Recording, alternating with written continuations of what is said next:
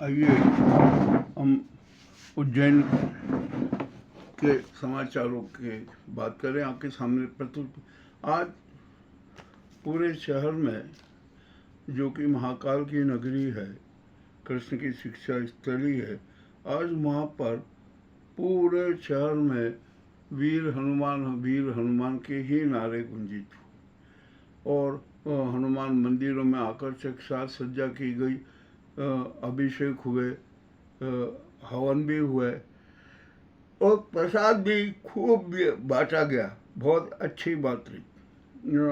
कम से कम जनता में इतनी आस्था तो जागी। दूसरी बात, यहाँ पर हम ये जितने भी हमने जो देखा, लाखों की संख्या में लोग अपने आप को भक्त दर्शाते रहे, उन भक्ति में विश्वास है, किंतु क्या ये वास्तव में आत्मिक भक्ति है? मुझे तो लगता है कि ये दिखावे की भक्ति है, दिखावे का धर्म है, दिखावे का दान है, और सब करते हैं, सारे नाटक करते हैं, किंतु वास्तव में कोई भी आदमी सच्चा आध्यात्मिक बनना नहीं चाहता। और वो बनेगा भी क्यों?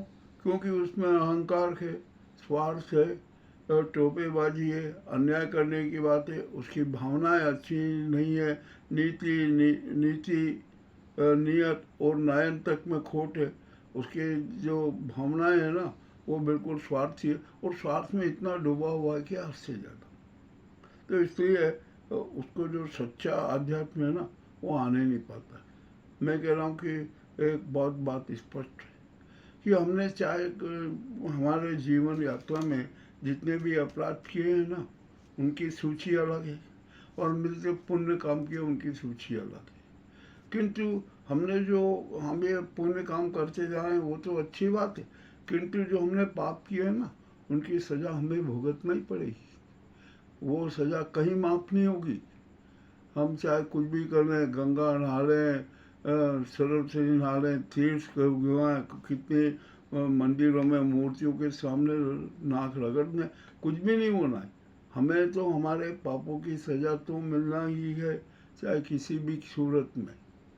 तो ये हम जो बात कर रहे हैं ना कि हमारे पापों की सज़ा मिलेगी, परंतु इससे थोड़ी छूट भी हो सकती है। और वो कैसे होगी? यदि हम आज के दिन सच्चा संकल्प कर लें कि हम सच्ची भावनाओं के साथ, सच्चे उपवास के साथ ईश्वर की भक्ति करेंगे, अपना आत्मचिंतन करेंगे, अपना जो सच है ना, जो सामने आता है ना, जो वो हमारे अपराधों की सूची सामने आती है, तो हम शर्म से झुक जाते हैं, और हम स्वीकार कर लें कि हमसे जाने अनजाने में गलती हुई है, प्रभु हमें क्षमा करो। तो वो थोड़ा बहुत सोच सकते हैं, कंसीडर करेंगे, किंतु हम ऐसा करते ही नहीं है। हम आत्मचिंतन को तो अपराध मानते, आत्मचिंतन करने नहीं है, और अपने स्वार्थ के लिए, अपने अहंकार के लिए न जाने क्या क्या करते किए जाते हैं। ये हम जो दान दिखावे का धर्म दान करते हैं, उन्हें अर्थ ही नहीं, कोई मतलब नहीं है। ठीक है, ये भी होगा।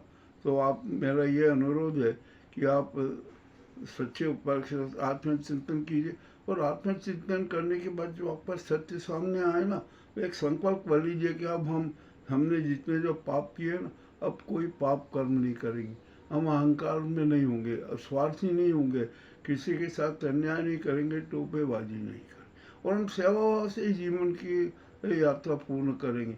यदि हमने ये संकल्प कर लिया ना, तो ईश्वर हमारी प्रार्थना सुन लेगा, वो सदा हमारे साथ रहेगा, और फिर हमें जो अच्छे परिणाम मिलना है वो भी मिलेंगे, और बुरे कर्मों के परिणाम वो भी भोगना पड़ेंगे। अब तो हम उज्जैन की तो स्थिति, क्या पूरे देश की स्थिति ये है कि कोई भी परिवार, चाहे वो गरीब हो अमीर हो, न तो सुखी है न शांति मिलेगा। कोहराम जिंदगी में वो चल रहा है। ये भी एक बड़ी विचित्र बात है। जो होना है वो तो होगा, कि हम सच्चे हृदय से ईश्वर की उपासना करें। चलिए, ये भी बात है। हमारा जो उज्जैन है ना, ये तो आत्महत्याओं की राजधानी बन गया। यहाँ पर बाहर से आके लोग आत्महत्या करते हैं, यहाँ रोजाना आत्महत्याएं हो रही है। एक भी दिन ऐसा नहीं जाता कि आत्महत्याओं के समाचार नहीं आते, और ये सब आर्थिक तंगियों के कारण होता है। आर्थिक तंगी के कारण, और हमारी अति अपेक्षाएं, अति आकांक्षाएं आत्महत्या के लिए बाध्य कर देती है। हम अपनी आकांक्षाओं की पूर्ति के लिए कर्ज के सागर में डूब जाते हैं और कर्ज के सागर से फिर उबर नहीं सकते। और जो हम जब आत्महत्या करते हैं ना, तो हमारा शव उस कर्ज सागर से बाहर निकलता है। तो जल है ना, चाहे नदी तालाब ये हो, कभी शव अपने अंदर नहीं रखता, वो बाहर फेंक देता। तो हम भी इसी तरह जो अधिक आकांक्षाएं वाले हैं, अधिक स्वार्थी हैं, जिनके न जाने क्या क्या सपने होते हैं, उनको पूरा करने के लिए जो खोटे कम करते हैं ना, उनका यही हाल होता है और अंत में वे आत्महत्या के लिए मजबूर हुए। अभी अब यहाँ सिंहस्थ के लिए जो एक बड़ा वो चल रहा है ना कि सिंहस्थ 28 अब 15 तारीख को मुख्य सचिव उज्जैन आई है। सिंहस्थ के बारे में चर्चा करेंगे। अरे भैया, सिंहस्थ के बारे में क्या चर्चा करना, आप तो व्यवस्थाओं के बारे में चर्चा कीजिए। आपकी क्या व्यवस्थाएं, आप सबसे पहले डीपीआर सार्वजनिक कीजिए। आपने डीपीआर बनाया नहीं और चर्चा करने आ गए। जनता को कुछ पता नहीं, अफसरों ने जो बना दिया बस वही योजना होगी। ये भी अच्छा नहीं है, ये चलेगा नहीं। और सबसे बड़ी बात तो ये, अभी मैंने आज ही समाचार पढ़ा कि यहाँ पर 3 क्षिप्रा पर नए पुल बनेंगे। अरे भैया, क्षिप्रा पर नए पुल बनाने की जरूरत ही क्या है? आप तो जो शेयर आता है ना, तो या 4 लेन वाले पेंट्रोल पुल बना दीजिए। 1 नहीं, 2 नहीं, 10 15 पेंट्रोल पुल बना दिए, भीड़ का डाइवर्शन होता रहेगा। ये बड़ी विचित्र बात है जो भी है। और सिंहस्थ की अनेक बातें करना है। जो मुख्य सचिव आएंगे ना, हम जानते हैं कि अफसर लोग जनता के प्रतिनिधियों उनसे किसी से मिलने नहीं देंगे। और तो हमने ठीक है, हमने कहा यदि मुख्य सचिव हमसे भी नहीं मिले, हमने कहा कोई बात नहीं, हमने तो उनको यहाँ पर अपने प्रसारण के नाम से संदेश दे दी और अब राइटिंग में भी दे देंगे कि ये देखिए हम उनको निरंतर देते भी रहेंगे। अब वो चाहे मिले न मिले, हमें इसकी परवाह नहीं। चलिए, ये भी सारी बात हो गई। अब उज्जैन का जो शहर का है ना, एक ढांचा ही बड़ा अजीब है। यहाँ पर यातायात अराजकता इतनी चरम पर है कि अब तो पैदल चलना मुश्किल हो गया। और हमारे जो पुलिस कप्तान साहब है ना, आईजी साहब, पुलिस कप्तान साहब और जिलाधीश महोदय, ये तो कभी औचक निरीक्षण करते ही नहीं है। और जो पुलिस के है ना, आदेशों की धज्जियाँ उड़ती है। पुलिस ने आदेश ने निकाला, वहाँ बैनर भी लगा कि यहाँ पर सेंट्रल पार्किंग करना मना है, 500 रुपया दंड होगा। वो सारे बोर्ड इधर उधर पड़े रहते हैं और कंठाल से लेकर 36 चौक तक सेंट्रल पार्किंग की गाड़ियों की संख्या तो जरा देख लीजिए, कुछ भी नहीं है, कुछ भी नहीं हो रहा है। और व्यापारी जनता को खूब जी भर के लूट रहा है, मनमाने हो रहा है। यहाँ पर अनेक प्रकार की गैंग काम करती है, अपराध बढ़ते जा रहा है, चाकूबाजी हो रही है और जाने क्या क्या हो रहा है। और मुझे तो बड़ा आश्चर्य लगता है कि आखिरकार ये हमारे जो पुलिस और प्रशासन है ना, ये कर क्या रहा है? इनको कुछ समझ में नहीं आ, कुछ नज़र नहीं आ रहा कि हमें क्या करना है। यहाँ लूट मार हो रही है। अरे फल फ्रूट तक में लूटा जा रहा है, हर लूटा जा रहा है। जो देखो वो लूट में विश्वास करता है। उसको तो उसका एक ही मकसद है कि बस हमें धन कमाना है।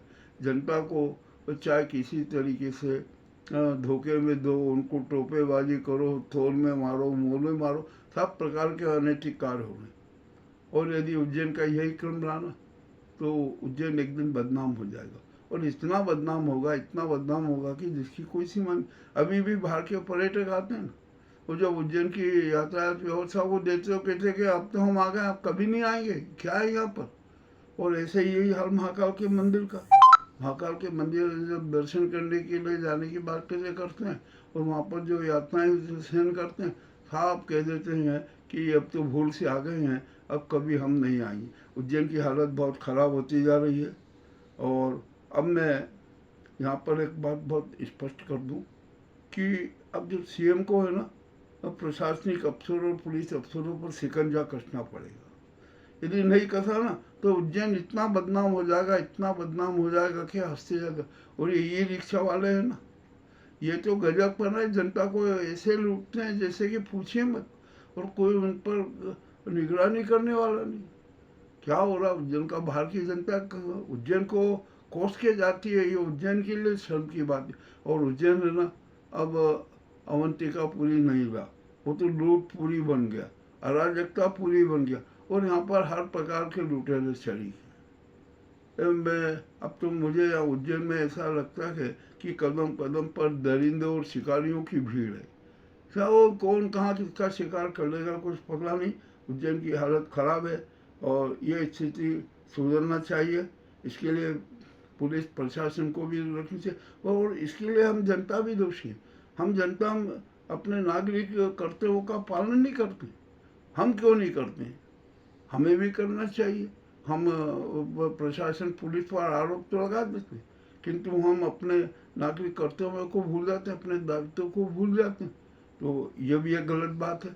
हमें एक सभ्य नागरिक, सक्रिय नागरिक और उज्जैन को गौरवशाली बनाने वाला नागरिक भी बनना होगा। ये बातें मैंने बहुत कड़वी कड़वी कह दी है, उसके लिए क्षमा करें। बहुत बहुत धन्यवाद।